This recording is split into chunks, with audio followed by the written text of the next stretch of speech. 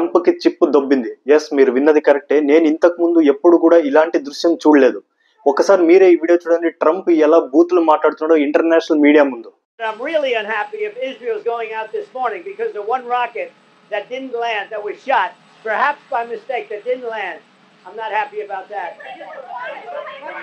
You know what? We basically have two countries that have been fighting so long and so hard that they don't know what they're doing. Do you understand that? Wow, మనకి ఈ video చూస్తే అర్థమవుతుంది Trump దగ్గర power ఎంత తక్కువ ఉంది, తను ఎంత ఫ్రస్ట్రేటెడ్గా ఉన్నాడో మీడియా ముందు. అటు ఇజ్రాయెల్ అయినా ఇటు ఇరాన్ అయినా ఇద్దరు తన మాట వినట్లేదు అన్న ఫ్రస్ట్రేషన్ క్లియర్ గా కనిపిస్తుంది. ఈ ట్వీట్ చూడండి. ట్రంప్ అంటారు, ఇజ్రాయెల్ మీరు బాంబ్ చేస్తున్న తప్పు, వైలేట్ చేయొద్దండి, ఏదైతే సీజ్ ఫైర్ ఉందో, బ్రింగ్ డౌన్ యువర్ పైలట్స్ అంటున్నారు. ఇది ట్వీట్ చూస్తూనే మనకు అర్థమవుతుంది అటు ఇరాన్ అయినా ఇటు ఇజ్రాయెల్ అయినా ఇద్దరు ఒకరి మీద ఒకరు మిసైల్స్ వేసుకుంటున్నారు. Even Trump cease fire announce చేసిన తర్వాత కూడా ఎవరూ తగ్గట్లేదు. అది ఇప్పుడున్న ట్రంప్ పవర్. ఇలాంటి ఇంట్రెస్టింగ్ టాపిక్స్ పైన నా దగ్గర నుంచి మీకు వీడియోస్ వస్తూనే ఉంటాయి. మీరు చేయాల్సిందల్లా ఛానల్ సబ్స్క్రైబ్ చేసుకోండి, అలాగే నోటిఫికేషన్ బెల్ ఐకాన్ ప్రెస్ చేసి ఉంచండి. మరో ట్వీట్ చూపిస్తాను మీకు, చూడండి. దాంట్లో ఏమంటారంటే ట్రంప్ సీజ్ ఫైర్ ఉంది, దాన్ని వైలేట్ చేయొద్దండి అని అంటున్నారు. అంటే ఇది చూస్తే మనకి ఎలా అనిపిస్తుంది అంటే స్కూల్లో క్లాస్లో ఒక లీడర్ ఉంటారు చూసారా, అరవద్దండి మాట్లాడండి అని అంటారు. అలా అన్నప్పుడు కూడా స్టూడెంట్స్ చాలా వరకు ఆ లీడర్ మాటలు వినరు, చాలా లైట్ తీసుకొని అల్లరి చేస్తుంటారు. సేమ్ ట్రంప్ గారి పరిస్థితి కూడా అలాగే అయిపోయింది. అటు ఇరాన్ అయినా ఇటు ఇజ్రాయెల్ అయినా ఇద్దరు మాట వినట్లేదు. అసలు మనలో చాలా మంది క్వశ్చన్స్ రావచ్చు, సీజ్ ఫైర్ అనౌన్స్ చేసిన తర్వాత కూడా ఎందుకు ఇద్దరు కొట్లాడుతున్నారని. దానికి సింపుల్ పాయింట్ ఏమంటే చివరి దెబ్బ ఎవరు కొడతారు అని. లాస్ట్ దెబ్బ ఎవరైతే కొడతారో వాళ్ళకి ఒక ఎడ్జ్ ఉంటుంది. ఏమని వాళ్ళ ప్రజలకు వాళ్ళు చెప్పుకోవచ్చు, చూసారా మేము ఇది అచీవ్ చేసాము, ఎదుటి వాళ్ళని చాలా ధీటుగా దెబ్బ కొట్టామని. ఇటు ఇజ్రాయెల్ అయినా అటు ఇరాన్ అయినా ఇద్దరు థాట్ ప్రాసెస్ అదే, చివరి దెబ్బ ఎవరు కొడతారు అని. టైమ్స్ ఆఫ్ ఇజ్రాయెల్ ఏం పబ్లిష్ చేసిందంటే ఒక article, Iran will restore it's nuclear energy. Nuclear ఏదైతే మిసైల్స్ కానీ వెపన్స్ కానీ వాళ్ళు తయారు చేసుకోవాలనుకున్నారు, అవన్నిటిని వాళ్ళు మళ్ళీ రీస్టోర్ చేస్తారని టైమ్స్ ఆఫ్ ఇజ్రాయెల్ పబ్లిష్ చేసింది. సింపుల్ అండి, ఇరాన్కి తెలుసు ఏదో ఒక రోజు ఇజ్రాయెల్ అండ్ యుఎస్ఏ కలిసి ఫోర్దో పైన నతాన్స్ పైన అటాక్ చేస్తారని. అందుకే వాళ్ళు ముందు జాగ్రత్తగా చాలా వరకు వాళ్ళ న్యూక్లియర్ ఎక్విప్మెంట్స్ అన్ని వేరే దగ్గర షిఫ్ట్ చేసి ఉంచారు. సో ఇది డ్యామేజ్ అయిన ఈ సైట్స్ వాళ్ళు మళ్ళీ రీస్టోర్ చేయొచ్చు అని. అదే ఇంటెలిజెన్స్ ఇన్పుట్ ఇజ్రాయెల్ కి వచ్చింది అండ్ అదే వాళ్ళు పబ్లిష్ చేశారు. మరి మనలో చాలా మందికి థాట్ రావచ్చు, మళ్ళీ ఏదైతే అమెరికా B2 బాంబర్ వాడి బంకర్ బస్టర్ బాంబర్స్ వేసిందో దాని ఉపయోగం ఏంటి? ఇరాన్ న్యూక్లియర్ సైట్స్ కంప్లీట్ గా నాశనమైందా? లేదు. మరి పోనీ ఇరాన్ లో ఏదైనా రెజిమ్ చేంజ్ అయిందా అంటే కొమైనీని పవర్ లైన్స్ దించి వేరే వాళ్ళని, వాళ్ళకి అనుకూలంగా ఉండే వాళ్ళని, అమెరికాకి అనుకూలంగా ఉండే వాళ్ళు ఏమైనా కూర్చోపెట్టారా? అది జరగలేదు. మళ్ళీ ఈ బాంబర్స్ వల్ల యూజ్ చేసిన దాని వల్ల ఏ మాత్రం ఉపయోగం లేకపోయింది. అదే ట్రంప్ కి క్లియర్ కట్ ఫ్రస్ట్రేషన్ మీడియా ముందు చూపిస్తున్నాడు. మీకు సీజ్ ఫైర్ అని వినగానే ఏదైనా ఒక పదం, ఏదైనా ఒక సన్నివేశం గుర్తొస్తుందా?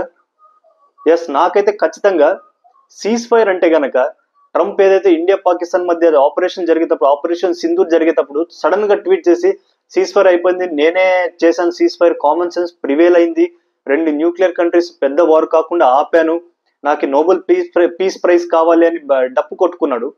సేమ్ అదే విధంగా ఇప్పుడు కూడా సీజ్ ఫైర్ జరిగింది ఇరాన్ అండ్ ఇజ్రాయెల్ మధ్య, నేను చాలా పెద్ద విధ్వంసాన్ని ఆపాను, దీర్ఘకాలికంగా శాంతి నెలకొల్పించాను నేను ఈ గల్ఫ్ కంట్రీస్ లో అన్నాడు తను.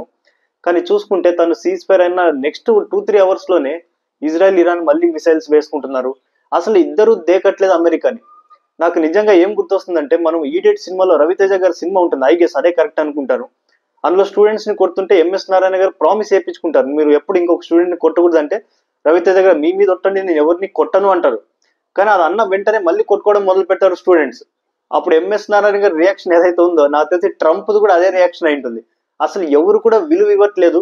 ఈవెన్ G7 మీటింగ్ అప్పుడు చూసుకున్నా ఇమాన్యుయల్ మ్యాక్రాన్ గారు కూడా అన్నారు, మనం ఆల్రెడీ డిస్కస్ చేసుకున్నాము, ట్రంప్ ఎందుకు వెళ్ళిపోయారు తొందరగా G7 మీటింగ్ నుంచి అంటే తను ఏదో సీజ్ ఫైర్ క్రెడిట్ తీసుకోవాలని వెళ్ళిపోయి ఉంటాడు అని చాలా కామెడీగా మాట్లాడాడు.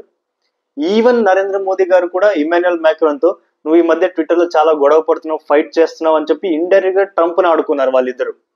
అసలు సీజ్ ఫైర్ కామెడీ పీస్ అయ్యారు ట్రంప్.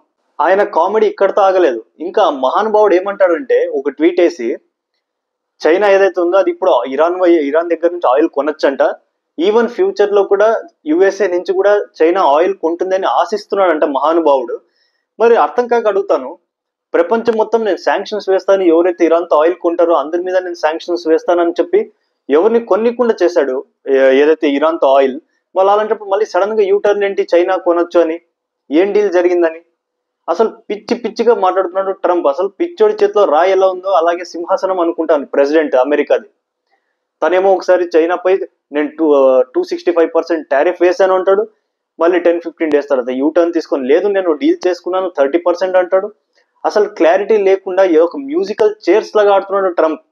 యాక్చువల్లీ చిప్పు దొబ్బితే గానీ మనుషులు ఇలా మాట్లాడరు. ఇంకా చూడాలి ఎన్నెన్ని దారుణాలు చూడాల్సి వస్తుందో. కూరలో కరివేపాకుని తీసినట్టు తీసేశారు ట్రంప్ని. అటు ఇజ్రాయెల్ కావచ్చు, ఇటు కొమేనీ కావచ్చు, ఇరాన్కి సంబంధించింది. అసలు ఆటలో అట్టిపండు అంటారు చూడండి, ట్రంప్ పరిస్థితి అలా అయిపోయింది.